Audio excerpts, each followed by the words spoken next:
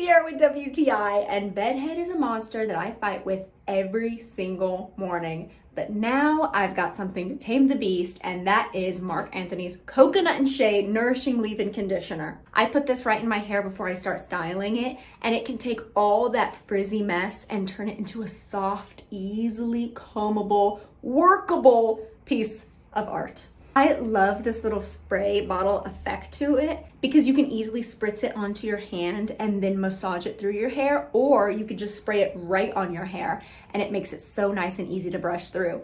There's also such a shine I notice whenever I go out after using this. It brings so much moisture to my hair. And for me, I've noticed it looks so much less damaged when I wear this. I have absolutely fallen in love with my hair ever since I started wearing this. No matter where I am, no matter how humid or whatever the weather is like, if I have this leave-in conditioner in, I will know that for my whole day, it lasts and it will be combable all throughout the day. I absolutely love this leave-in conditioner. And that's just my point of view.